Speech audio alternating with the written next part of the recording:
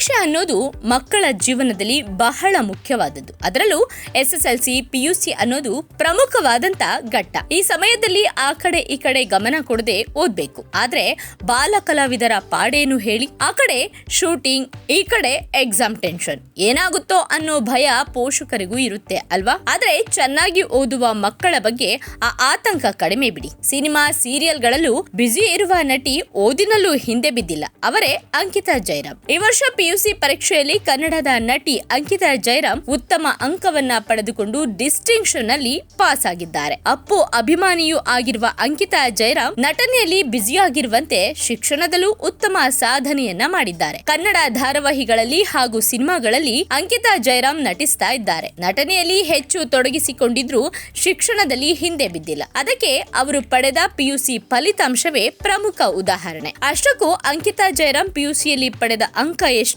ಯಾವ್ಯಾವ ವಿಷಯಕ್ಕೆ ಎಷ್ಟೆಷ್ಟು ಅಂಕಗಳನ್ನ ಪಡೆದಿದ್ದಾರೆ ಎಂಬ ಮಾಹಿತಿ ಇಲ್ಲಿದೆ. ಅಂಕಿತಾ ಜೈರಾಮ್ ಕನ್ನಡದ ಸ್ಟಾರ್ ನಟರೊಂದಿಗೆ ನಟಿಸಿದ್ದಾರೆ. ಶ್ರೀಮುರಳಿ ನಟನೆಯ ಭರಾಟೆ, ದರ್ಶನ್ ನಟನೆಯ ಕ್ರಾಂತಿ, ಪುನೀತ್ ರಾಜ್ಕುಮಾರ್ ನಟನೆಯ ಯುವರತ್ನ, ಡಾಲಿ ಧನಂಜಯ್ ನಟನೆಯ ರತ್ನನ್ ಪ್ರಪಂಚ, ಶಿವರಾಜ್ ಕುಮಾರ್ ನಟನೆಯ ವೇದ, ಶೋಕಿಲಾಲ, ಸಾರಾ ವಜ್ರ ಸೇರಿದಂತೆ ಹಲವು ಸಿನಿಮಾಗಳಲ್ಲಿ ನಟಿಸಿದ್ದಾರೆ. ಇದರೊಂದಿಗೆ ಭೂಮಿಗೆ ಬಂದ ಭಗವಂತ ಅಂತಹ ಧಾರಾವಾಹಿಯಲ್ಲೂ ನಟಿಸಿದ್ದಾರೆ. ಸದ್ಯ ಅಂಕಿತಾ ಕರ್ಣ ಸೀರಿಯಲ್ ನಲ್ಲಿ ವಿಲನ್ಗೆ ಸಿಕ್ಕಾಪಟ್ಟೆ ರೇಗಿಸುವಂತಹ ಕ್ಯಾರೆಕ್ಟರ್ ಮಾಡ್ತಿದ್ದಾರೆ. ನಟಿ ಅಂಕಿತಾ ಜೈರಾಮ್ ಬೆಂಗಳೂರಿನ ಪ್ರತಿಷ್ಠಿತ ಕಾಲೇಜಿನಲ್ಲಿ ದ್ವಿತೀಯ PUC ಮುಗಿಸಿದ್ದಾರೆ. ಈ ಬಾರಿ ಬಂದ ಫಲಿತಾಂಶದಲ್ಲಿ 97% ಅಂಕವನ್ನ ಪಡೆದಿದ್ದಾರೆ. ಹಾಗಾದ್ರೆ ಯಾವ್ಯಾವ ಸಬ್ಜೆಕ್ಟ್ ಅಲ್ಲಿ ಎಷ್ಟೆಷ್ಟು ಮಾರ್ಕ್ಸ್ ಅಂತ ನೋಡೋದಾದ್ರೆ, ವಾಣಿಜ್ಯ ವಿಭಾಗದಲ್ಲಿ ವ್ಯಾಸಂಗ ಮಾಡ್ತಿದ್ದಂತಹ ನಟಿ 600ಕ್ಕೆ 579 ಅಂಕಗಳನ್ನ ಪಡೆದು ಡಿಸ್ಟಿಂಕ್ಷನ್ ಅಲ್ಲಿ ಪಾಸ್ ಆಗಿದ್ದಾರೆ. ಬಿಸಿನೆಸ್ ಸ್ಟಡೀಸ್ ನಲ್ಲಿ 98, ಅಕೌಂಟೆನ್ಸಿಯಲ್ಲಿ 96, ಸ್ಟಾಟಿಸ್ಟಿಕ್ಸ್ ನಲ್ಲಿ 100, ಕಂಪ್ಯೂಟರ್ ಸೈನ್ಸ್ ನಲ್ಲಿ 100 ಅಂಕಗಳನ್ನ ಪಡೆದ್ರೆ ಇಂಗ್ಲಿಷ್ ನಲ್ಲಿ 94, ಕನ್ನಡದಲ್ಲಿ 98 ಅಂಕಗಳನ್ನ ಪಡೆದಿದ್ದಾರೆ. ಈ ಮೂಲಕ